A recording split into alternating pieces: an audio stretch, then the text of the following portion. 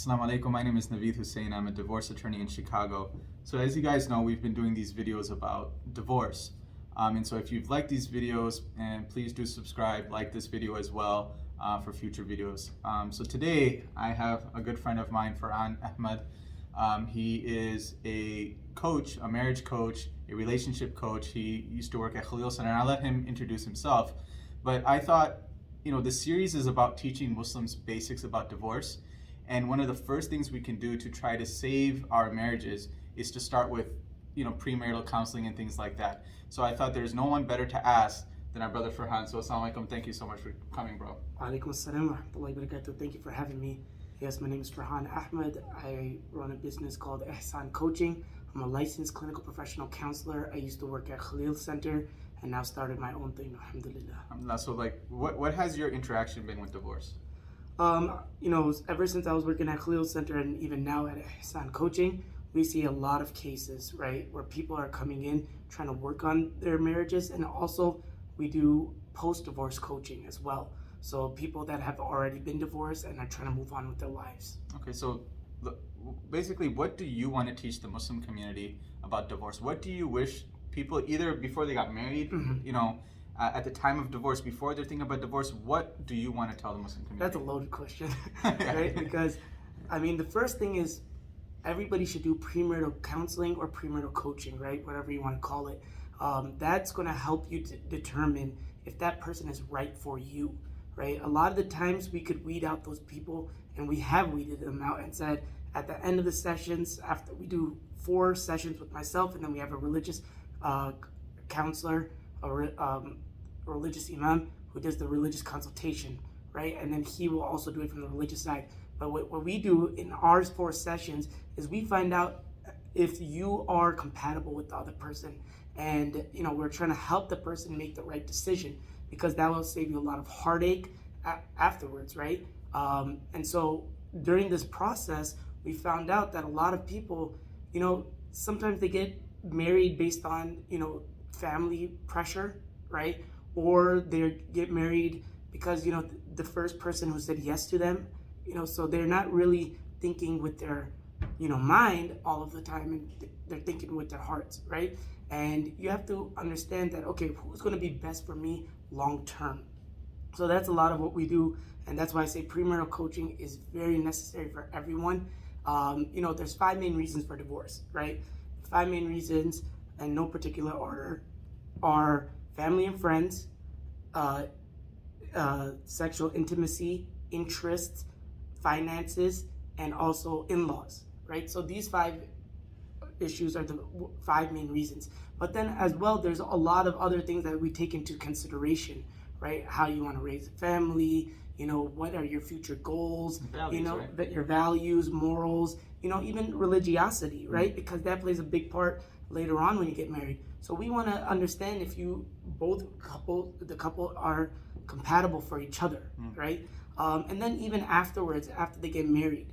But there's a lot to consider after they get married. I don't know if you want me to go into that. No, so like premarital coaching. So how do you think our community has embraced it? What do you think needs to happen for that shift to occur? Unfortunately, I don't think our community has totally embraced it, because I get a lot of people that, a lot of imams that refer people to us, and I talk to them and they're like, yeah, I'm not sure. Do I need this? Do I really need this or not? A lot of the times they're trying to do premarital coaching right when they're about to get married, the week of. And I'm like, well, that's not going to really work, because, yes, we could help you, and we still help them try to understand the problems that they're going through, that they might face in the future, right? Because we want to be preventative and proactive rather than, reactive. But the other issue is, we need to understand that even the major thing, I think, is cost, right? People are worried that, it's so much, and I don't want to pay this much, but we pay so much on our weddings, right? Every wedding is like an average of what, $20,000. So how much are we talking for? We're talking about $500 for 5 sessions, right? Okay. Which is I think it's pretty reasonable. It's an investment. It's an investment as well, right? You're trying to find the best person for you and make sure that this is long term, and you're trying to find out if there's going to be any potential issues where we could work out beforehand, right? Not afterwards when there's all this animosity. So have imams kind of said that okay, before you get a nikah with me, you have to go through this process. Are you working with imams to make this more of a regular thing? Yeah, I'm trying to work with, network and meet with different imams and trying to, make this a standard process. Unfortunately, it not just from the imam standpoint, but from the people's, there's a lot of pushback from them saying that, why do we need this added expense? Sure. So they're trying to do their job. But I remember when I went to the Muslim Mental Health Conference in Detroit, there was a group of imams over there that made it mandatory for anybody that's getting married to get premarital coaching done beforehand. And I think that will save a lot of people a lot of heartaches and, potential issues in the future. Yeah, I mean, absolutely. I think every person who's, any young child, not even young child, anybody who's getting married, I mean, you have to do premarital counseling, right? That even if you end up getting divorced, right?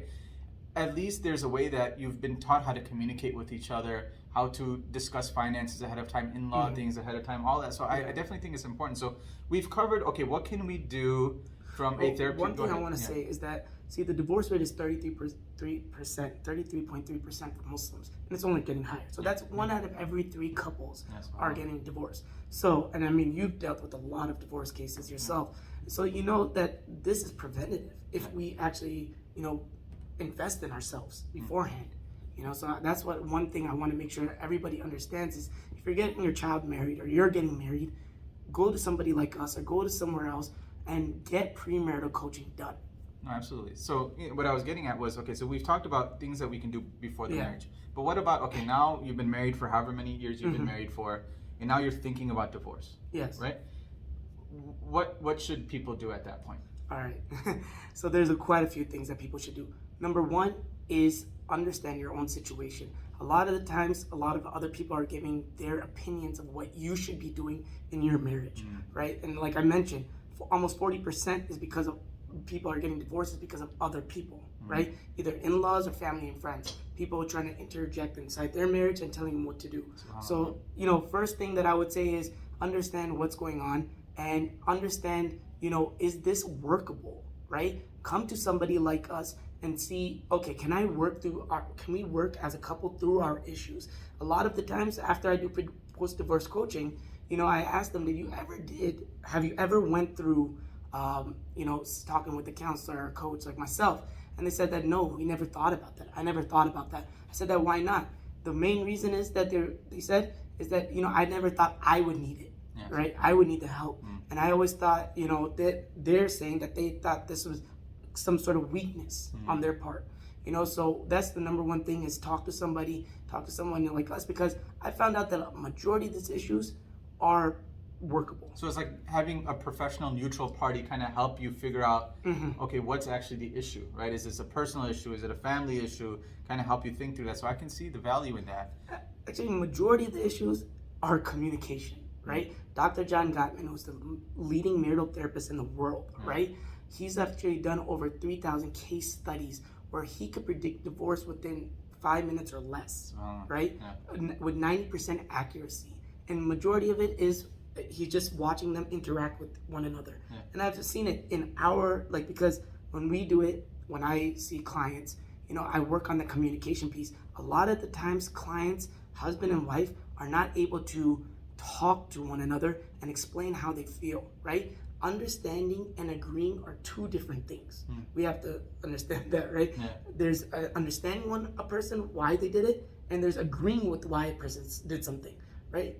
Unfortunately, we think that if we understand somebody, we've agreed with them, and that's where our egos come in. Interesting. So, okay, right before divorce, what about while you're going through a divorce, or maybe even after divorce? What do you advise people, and how can you help them?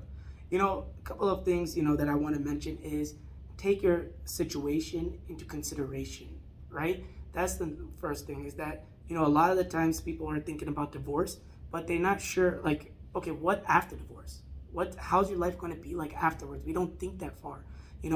Maybe there's children in the picture. What's going to happen with the children?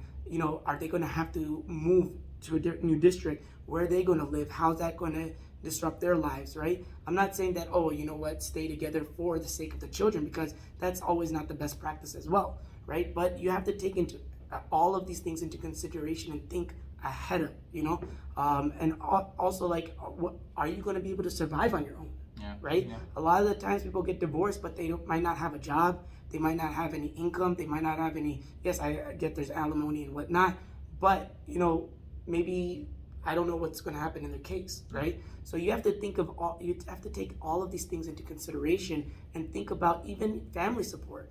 A lot of the times I heard that before the marriage or during the marriage, they have a lot of family support. As soon as they get married, what happens? The family distances themselves, right? A lot of children, they don't have that same family support as they once did. So these are all things to take into consideration. I think that's a really good point too, because as the lawyer in any given case, like I'm talking very technical, mechanical aspects of the case, but it seems like you are a coach or a professional in that arena can kind of zoom out and see how it's going, help them think through how it's really going to impact their day-to-day life. Whereas me, I'm talking numbers. This is how much you're going to get child support, maintenance. Yes, we talk about the strategy, but at the same time, to be able to talk that through with somebody, I think really would help. Yeah, and I think, like my parents are divorced, right? So I've seen it firsthand of how, like, what divorce does to a family. And alhamdulillah, I have to say that my parents, they did everything with our best interest in mind, right? And all of that. So I have to thank Allah for that.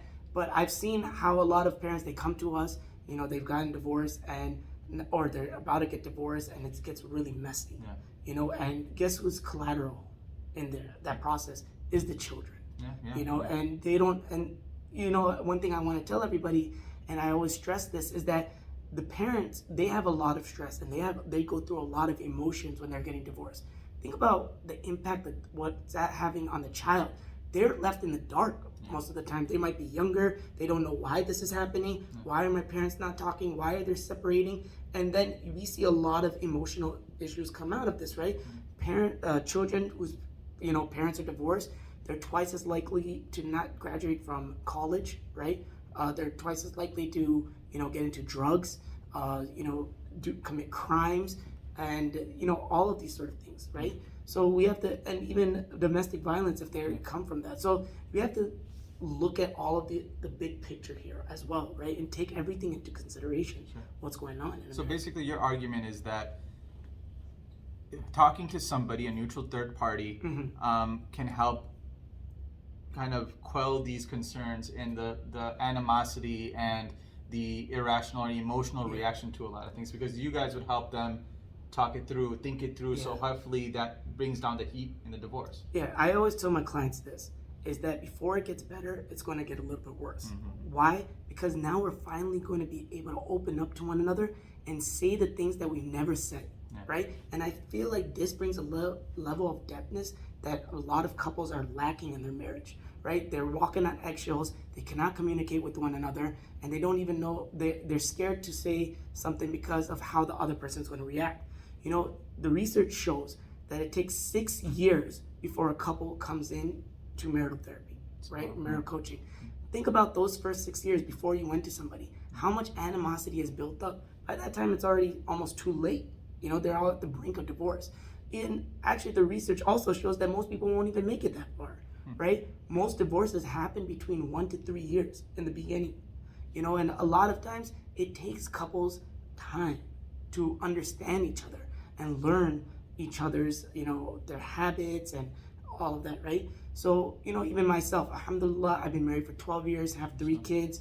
I will openly admit this. It took me and my wife about 4 years before we got into the groove of things, right? It's a learning process. Yeah. So, Farhan, there's a lot we could talk about, right? And so, we want to keep these videos short. And so, how can people get in contact with you? What are you up to these days, and what's your next program? Tomorrow I have a program with ICN on suicidal ideation, suicide prevention. So we're going to be talking over there with myself, Sheikh Omar Hudruj, and also Nada from Khalil Center. And, I'm doing a lot of programs. Alhamdulillah, you could come to our website, go visit us on our website, www.ihsancoaching.com, IHSANCOACHING.com. Visit our social media. We are on Instagram, Facebook, and Twitter as well. And how do we book an appointment? Well, you could go onto our website. One thing that we did is that you could go on our website, check our calendars, and see what time works best for you, right? We don't want it to be that you have to call in and then, have to say, well, what time is best, and, keep going back and forth. We want to give control more to the clients. All right, Jazakallah khair, bro. Thank you so much for coming. Thank you guys for listening. I thought it was really important to talk to someone like Farhan, who's been dealing with divorce in our community. He has a very unique perspective. If any of you are thinking about divorce, you're about to get married, post-divorce, really any issue that you're going through, talk to somebody professional. I'm obviously, sending you to Farhan, but really just anyone in your community that you trust, go to a neutral third party who has training to understand these types of things. So until next time, inshallah, assalamu alaikum wa rahmatullah. Wa alaikum assalam wa rahmatullahi wa barakatuh.